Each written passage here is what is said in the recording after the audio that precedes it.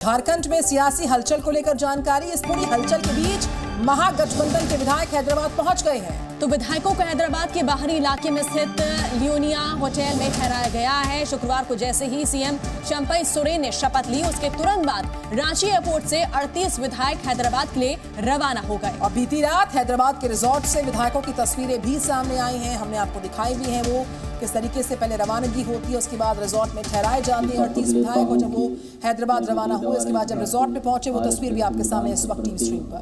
तो नई सरकार का फ्लोर टेस्ट होना है 5 फरवरी को, और उससे पहले तमाम जो विधायकों को हैदराबाद भेजा गया है उनकी बाड़ेबंदी की गई। हालांकि ये बार-बार कहा जा रहा है कि उनका फोन नहीं लिया गया है।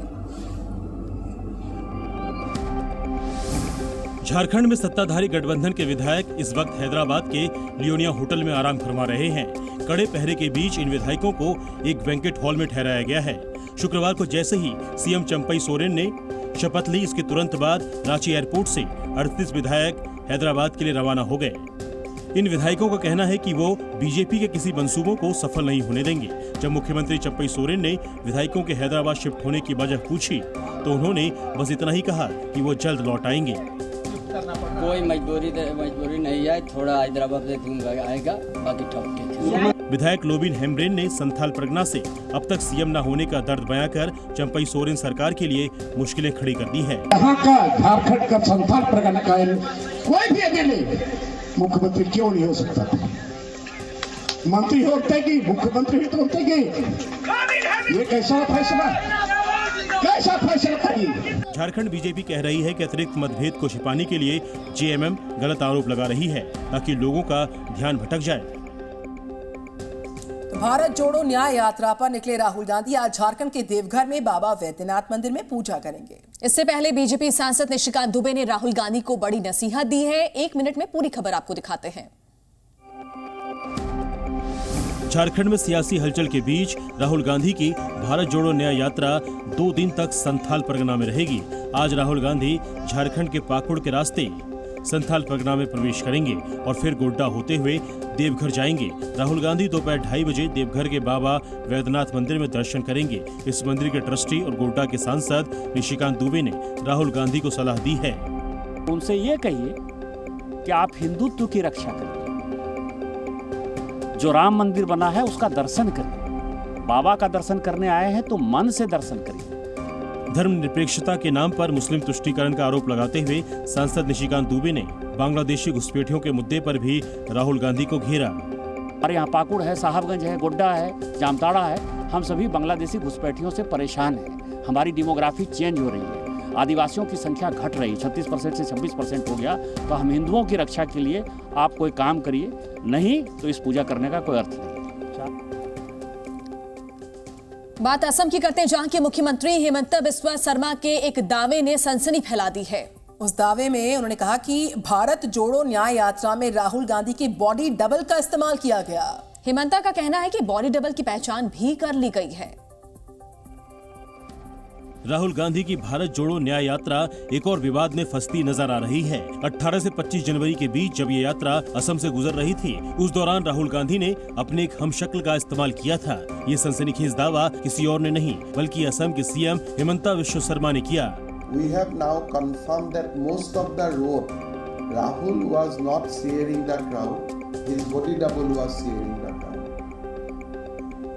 And after the controversy, body double has quietly left from Guwahati without accompanying him to the next leg from Guwahati to Bengal Park.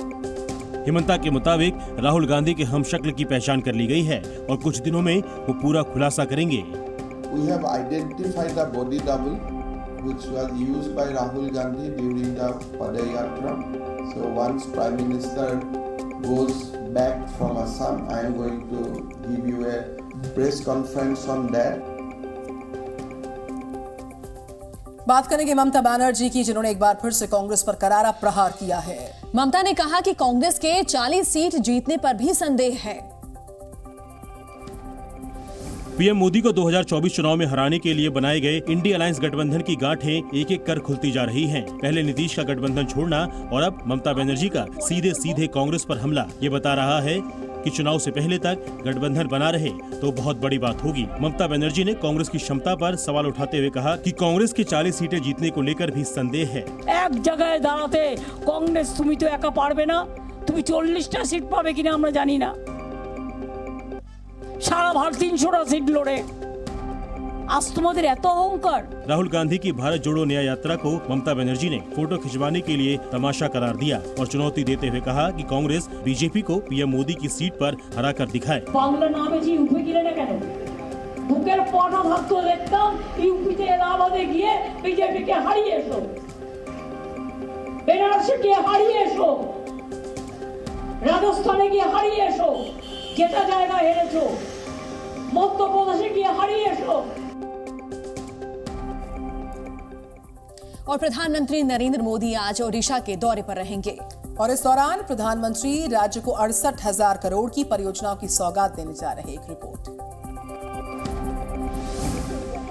PM Modi आज से 3 राज्यों के दौरे पर रहेंगे। तीनों ही राज्यों में वो कई विकास परियोजनाओं की शुरुआत करेंगे और जनसभा को भी संबोधित करेंगे। ओडिशा में पीएम IIM संबलपुर कैंपस में विकास कार्यों की शुरुआत करेंगे, बिजली परियोजनाओं का शिलान्यास करेंगे, साथ ही NHAI की 3 परियोजनाओं की भी राज्य को सौगात देंगे। इसके बाद पीएम एक जनसभा को संबोधित करेंगे और फिर कल पीएम मोदी असम जाएंगे और कई विकास कार्यों का शिलान्यास करेंगे।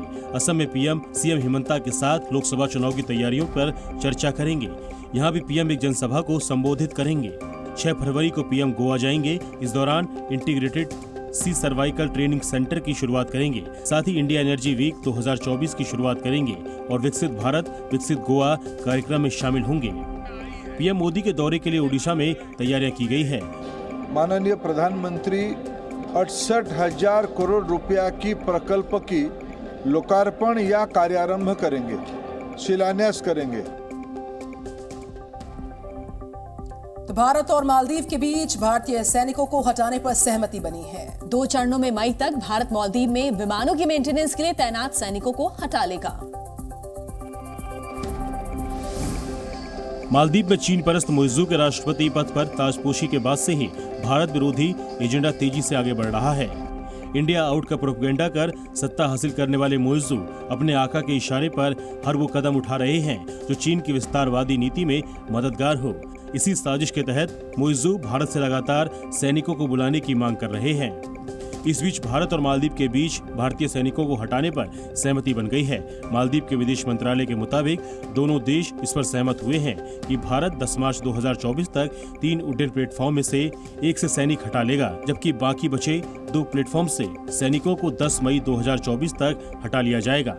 जब से मालदीव की नई सरकार ने भारतीय सैनिकों को हटाने की मांग की है, उसके बाद ये दूसरी उच्च स्तरीय बैठक है जिसमें ये सहमति बनी है। आपको बता दें कि भारत विरोधी रुख अख्तियार करने वाले मुइज़्ज़ू चीन के साथ साथ पाकिस्तान के भी चंगुल में फंसकर उसकी साजिशों का मोहरा बन रहे हैं, जो मालदीव के लिए खतरनाक साबित होगा। ज्ञानव्यापी के व्यास तहखाने में पूजा पर रोक लगाने के लिए दायर याचिका पर इलाहाबाद हाईकोर्ट में सुनवाई से मुस्लिम पक्ष को कोई राहत नहीं मिली और इसके बाद मुस्लिम पक्ष ने कोर्ट के फैसलों पर सवाल उठाए। इलाहाबाद हाईकोर्ट ने ज्ञानव्यापी के व्यास जी के तहखाने में पूजा पाठ पर रोक लगाने से इनकार कर दिया। मस्जिद कमेटी की तरफ से इलाहाबाद हाईकोर्ट में याचिका दायर कर व्यास जी के तहखाने में पूजा पाठ को तुरंत रोकने की अपील की गई थी। हाईकोर्ट ने मामले की सुनवाई के लिए 6 फरवरी की तारीख दी। सर 6 तारीख को उन्होंने माननीय उच्च न्यायालय ने यहाँ पे डेट लगा दी है। जमीयत उलेमा हिंद के प्रमुख अरशद मदनी ने कहा, हर मस्जिद को इसी तरह से लेना चाहते हैं। अब कोर्ट के फैसले कानून की बुनियाद के ऊपर नहीं होंगे। 20 करोड़ आबादी की ये पहली हमारी आवाज़ है। हम ये कहते हैं कि आपने कानून का जनाजा निकालकर कोर्ट की जो एक शान थी उसको ख़त्म कर दिया। अब हमसे हमारा हक छीन रहे हैं मुल्क के अंदर। हम ये समझते हैं कि इस तरह से कोर्ट के कानून का आप जनाजा निकाल रहे हैं। मुस्लिम पक्ष की तरफ से दायर याचिका में पूजा स्थल अधिनियम 1991 का हवाला देते हुए जिला कोर्ट के फैसले पर तुरंत रोक लगाने की मांग की गई थी। ज्ञानवापी को लेकर हाईकोर्ट में सुनवाई के बाद मुस्लिम पक्ष की बयानबाजी पर हिंदू पक्ष ने आपत्ति जताई है। संत समाज ने मुस्लिम नेताओं और AIM PLB के बयानों पर रोष जताया है। हिंदू पक्ष के लोगों ने इलाहाबाद हाई कोर्ट के फैसले का स्वागत किया और दावा किया कि व्यास जी के तहखाने में पूजा पाठ पर रोक लगाने का लिखित आदेश कानूनी तौर पर कभी आया ही नहीं था। त्रिशूल क्या कर रहे हैं, संघ क्या कर रहे हैं, वो दीवारें चीख चीख के चिल्ला रही हैं कि यहाँ भगवान भोलेनाथ जी विराजित है। कोर्ट को भी नहीं मानेंगे, संविधान को नहीं मानेंगे तो किसको मानेंगे। ज्ञानवापी के मुद्दे पर संत समाज 11 फरवरी को प्रयागराज में बड़ी बैठक करने की तैयारी में है। ये बैठक वीएचपी के बैनर तले होगी। इस बीच अखिल भारतीय संत समिति की भी ज्ञानवापी पर बैठक हुई, जिसमें मुस्लिम पक्ष की दलीलों को नकारते हुए कोर्ट के फैसले का स्वागत किया गया। यह एक सुनहरा मौका है हिंदू समाज के विश्वास को जीतने का। अगर आप आगे बढ़कर के ज्ञानवापी के मंदिर को हिंदुओं को सौंप दें तो यह आपके लिए भी उत्तम रहेगा, अन्यथा हम भारतीय संविधान के दायरे में इसे प्राप्त करके ही रहेंगे। संतों की बैठक में इस बात पर निर्णय हुआ कि अगर कोर्ट के फैसले का विरोध सड़कों पर हुआ तो संत समाज भी प्रशासन के साथ मिलकर इसका जवाब देगा। इधर एआईएम अध्यक्ष असदुद्दीन ओवैसी ने लोकसभा में सरकार पर जमकर प्रहार किए। मुस्लिम पर्सनल लॉ बोर्ड ने कोर्ट पर ही सवाल उठा दिया। संसद में कल असदुद्दीन ओवैसी ने केंद्र सरकार पर निशाना साधा और अयोध्या के बाद दूसरी मस्जिदों को छीनने की साजिश का आरोप लगा दिया। आप जो चादर मुझसे छीनना चाह रहे हैं मेरी मस्जिद है, आप हर मस्जिद को छीनना चाहते हैं। आप बताइए 17 करोड़ मुसलमानों को क्या पैगाम दे रहे हैं आप। ओवैसी ने अयोध्या में रामलला की प्राण प्रतिष्ठा को लेकर प्रधानमंत्री मोदी पर भी सवाल उठाए। ओवैसी ने कहा, देश के मुसलमान प्रधानमंत्री पर भरोसा नहीं करते। एक स्टैचू की फोटो देखी थी, प्रीस्ट किंग ऑफ मोहनजोदारो। ऐसा लगता है कि वैसा ही लग रहा है कि प्रधानमंत्री नहीं है बल्कि पुजारी सम्राट बन चुके हैं वो। मुस्लिम पर्सनल लॉ बोर्ड के अध्यक्ष खालिद सैफुल्लाह रहमानी ने कहा कि हमारी अदालतें भी ऐसी राह पर चल रही है जिससे लोगों का विश्वास टूट रहा है। कहीं ऐसा तो नहीं है कि अदालतों ने अक्सरियत के लिए और अक़लियत के लिए अलग अलग पैमाने मुकर्रर कर दिए हैं। इसकी मिसाल बाबरी मस्जिद का फैसला है।